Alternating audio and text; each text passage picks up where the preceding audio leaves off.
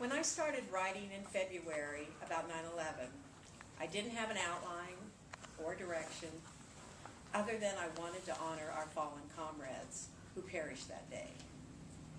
Because I was in Hong Kong, I had no idea of the magnitude of 9/11 and still cannot comprehend the complexity of the crashes, the destruction, the displacement of millions, and the incredible response by our pilots, the air traffic controllers, and Canada, which took all of our international flights that morning.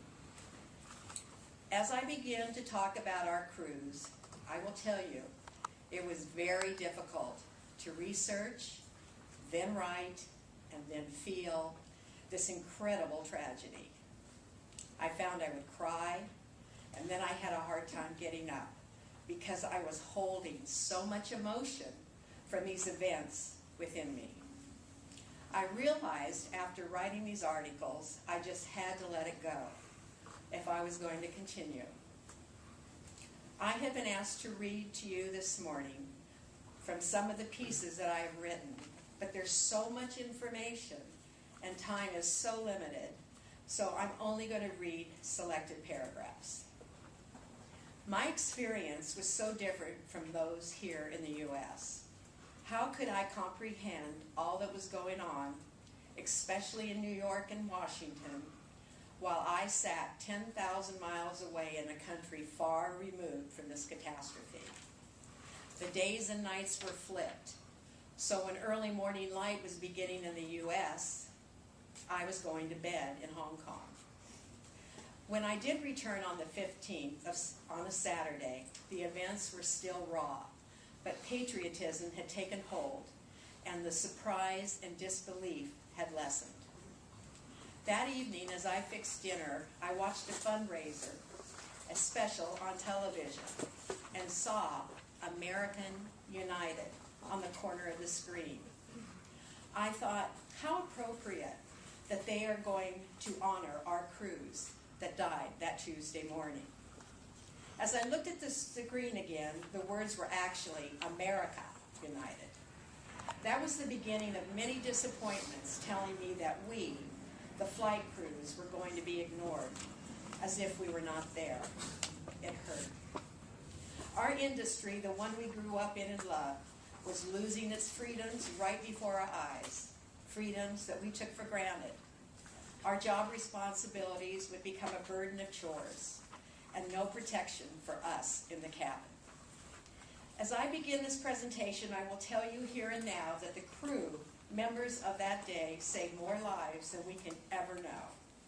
Of the 33 crew members on those flights, 4 have stood out: Captain John Oganowski and flight attendants Amy Sweeney, Betty Ong, and Robert Fangman, with their words alerting a sleeping nation to the horrific events that were underway that morning.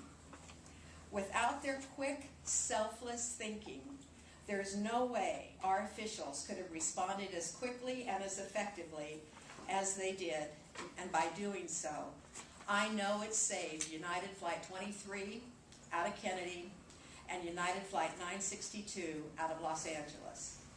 These flights are discussed further in my latest article, Were There More?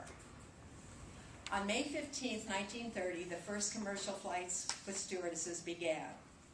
There were 8 of these young ladies, and all of them were nurses. They could be no older than 25, no taller than 5'4", and weigh no more than 115 pounds. They were paid $125 for 100 hours of flight time a month. And because of their newness in the air, stewardesses got a lot of film coverage and press attention. The uniforms worn by the flight attendants in September 2001 were different than the ones worn years earlier. The material in those early uniforms was much heavier. They were wool with double-breasted forest green jackets, matching skirts, and flowing capes. To complete the look, they wore shower cap berets. These early uniforms were not just for looks. In those days, the cabins did not have the climate controls of our modern aircraft, and they were quite cold at altitude. The uniforms on September 11th were navy blue for both airlines, and made of a polyester blend. It was not a glamorous look, but whatever glamour there was in those uniforms would totally disappear later that morning. I mentioned earlier about the media attention the early stewardesses received. Now fast forward to the cruise some 71 years and 4 months later. Let's look at the attention given to them that day. Those 4 crews, which included 8 pilots and 25 flight attendants. What attention? Exactly. When we joined the airline, we were not joining the military. Our career had no voice in starting wars or creating foreign policy. Our career was simply based on travel and keeping people safe, comfortable, and happy. That was what those of us in the airline chose. We did not choose to be frontline soldiers to be killed. By 2001, flying jobs did not have much of the glamour, but the freedom of the career and the lifestyle were still a great draw for certain types of people. People like us, who love the movement and the continual change of the job. I love my layovers where I could just be with me if I wanted. No real life pressures. I could just be. As the years went by, annual hijacking courses became a must for all of us in aviation. They were part of our job. We had to watch videos, answer questions to stay current and qualified. These training programs were created by the FAA to keep us in the loop of what to do in case we were hijacked. But never in all of my years of training was I taught that there was even a chance that the airplane I would be on would be a weapon to kill me and many thousand others. We were left totally unprepared to deal with the events of that day. Who was it that let us down? Were they just crossing their fingers hoping that nothing would happen? Pretty naive considering the USS Cole had just been blown up by this group less than a year before. Now let's go back to the flights of September 11, 2001 into the boarding. All 4 flights were morning departures, the earliest at 7:45, the latest at 8:10. All the crew members and passengers were up before 5 a.m. I'm sure many, except the hijackers, were just starting to relax as they boarded and got settled in. Remember, the loads were light that day. When the pre-flight checklist was completed and the pilots have a few minutes to brief the purser on the information from dispatch, this information would then have been passed on to the rest of the flight attendants. But nowhere in the pre-flight safety process would anyone have heard, be sure your weapons are close at hand in case you have a fanatical Al-Qaeda on board. Or, oh, by the way, if you do, aim for the heart because you will only have one chance to save yourself. I am sure that many of the crew members on those flights that morning were thinking how lucky they were to have been given a few hours of freedom from life's personal traumas. But a few minutes later, they would feel a freedom that they had not expected, a freedom to fly on their own, a freedom without boundaries, a freedom from all their earthly responsibilities. They were now one with the universe. The crew of American Flight 11 was the first to lead hundreds into spirit that beautiful, clear morning in Manhattan. They were also a Boston crew that gave detailed information of what was really happening aboard their hijacked flight. As hundreds died after them, United Flight 175 was just 19 minutes away from doing the same, causing thousands more to follow. On board Flight 11, Flight Attendant Amy Sweeney made a call that got directly routed to American Airline headquarters in Dallas. And by hearing her words, American realized the severity of the situation on board, and it was bad. American grounded their fleet minutes after this call and notified their planes in the air to immediately land. Their actions were several minutes ahead of United's decision to do the same. On board United Flight 175, Flight Attendant Robert Fangman emulated his American counterpart by relaying the same scenario aboard his flight to a maintenance supervisor in San Francisco. Unfortunately, when this maintenance supervisor, Mark Policastro, called United headquarters, the person he talked to in operations didn't believe him because he thought both of the airplanes that hit the towers were Americans. This was because the Aircraft Reporting and Communication System, known as ACARS, had given out that information. As Mark relayed the story that Robert Fangman had told him, he eventually convinced the United Operation people that they had a major problem as well. Had this message gotten there a little bit faster, it is possible that Flight 93 could have survived. As I read you excerpts from Heroes 33, you will understand that without our courageous crews and their actions, thousands more would have died that day. A month after September 11th, I was on a crew bus talking with a domestic flight attendant about September 11th. As we talked, she said, "You know, the real hero of 9/11 was that American airline flight attendant who talked for over 20 minutes with American officials and gave them detailed information on what was happening on her flight." As she continued, she told me, "They were always on my flights this summer. I flew LA-Boston 3 months in a row, and I remember them because they all carried little metal suitcases, always ordered special meals. And many times the meals were not boarded, and I would apologize for the oversight, but they didn't get angry. They just did not want the acceptance of this because it would draw attention to them." I think these men were scouting the routes, the routines of the flights, and the loads.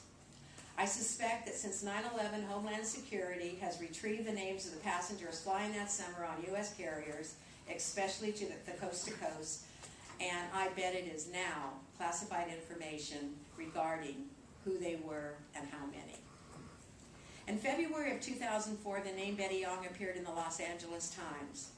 As I listened to her tapes, which are now available on the internet, I'm amazed how patient she was with regard to the questions asked of her over and over again.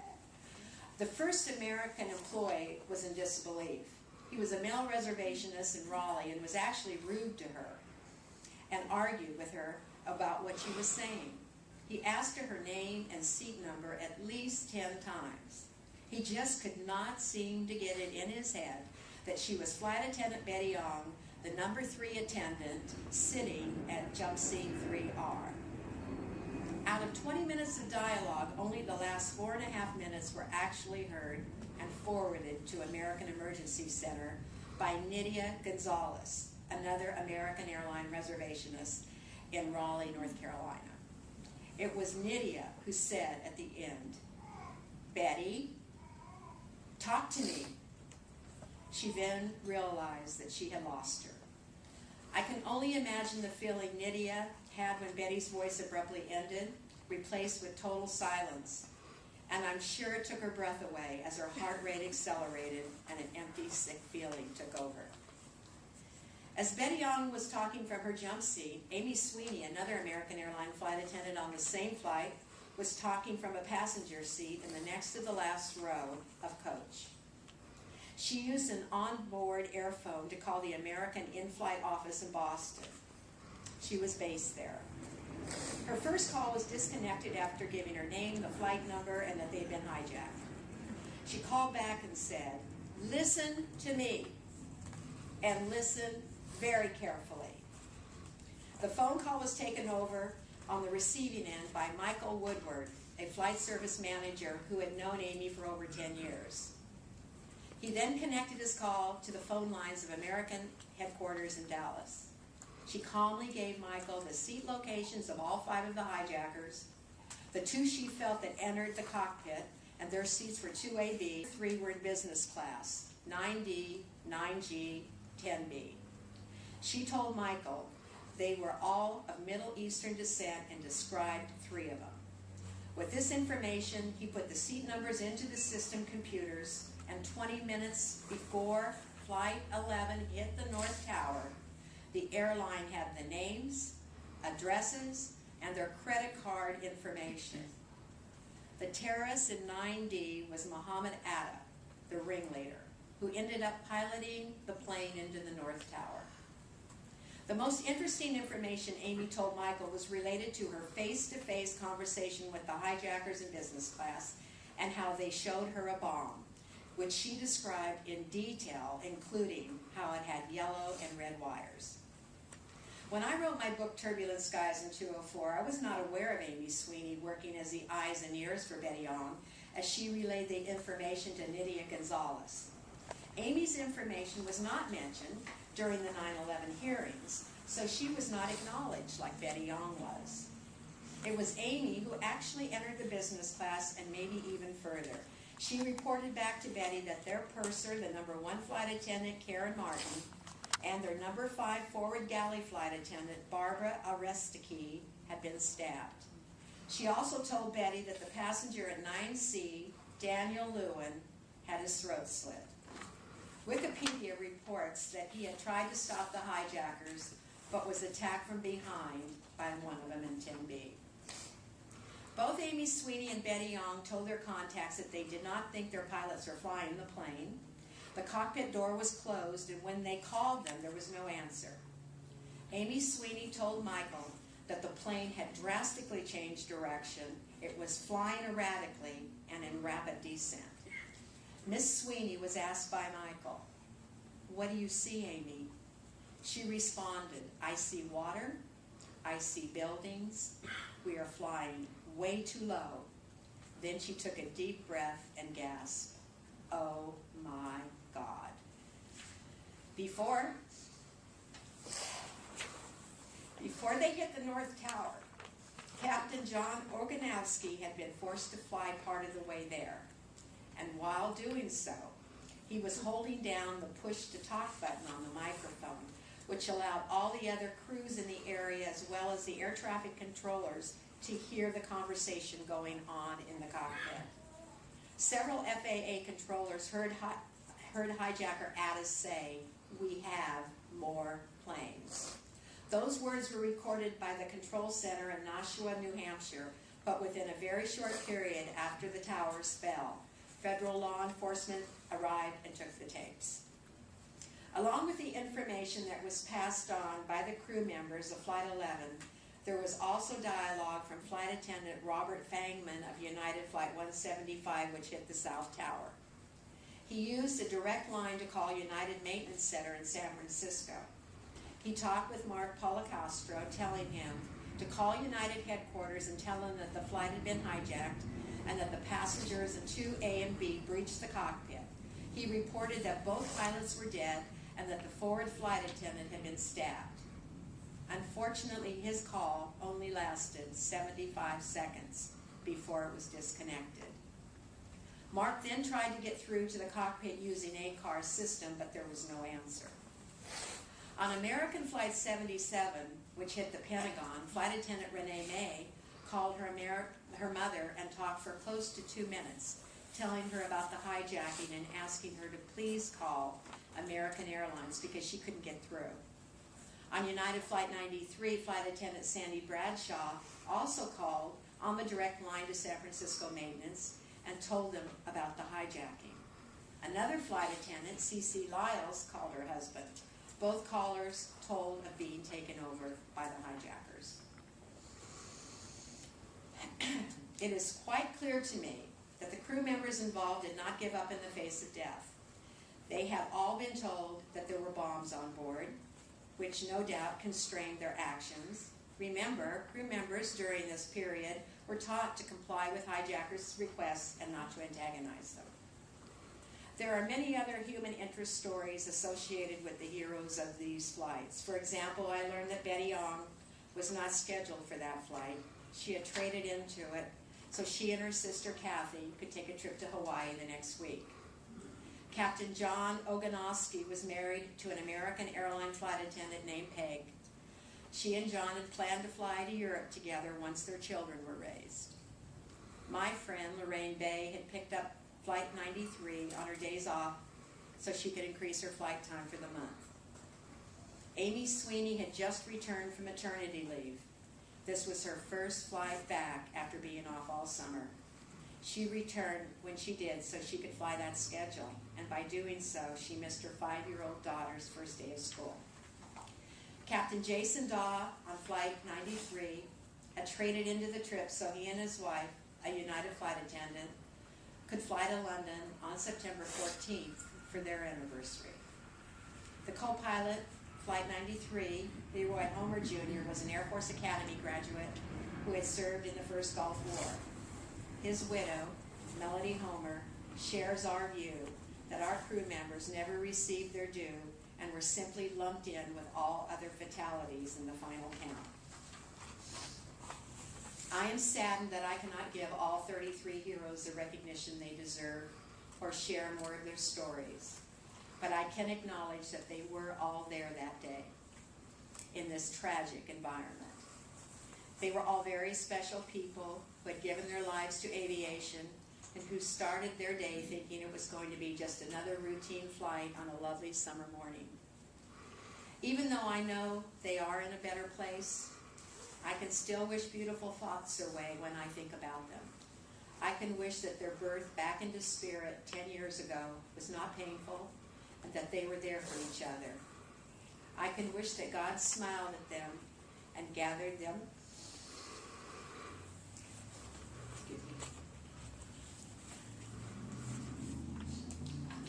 up and carried them to a space so beautiful and incredible that the colors and sounds alone settled them into a blissful state. I can do and wish these things, and as I do, I feel more content in my own being that they made it and they are truly home now and all have peace and are one with the universe. Thank you.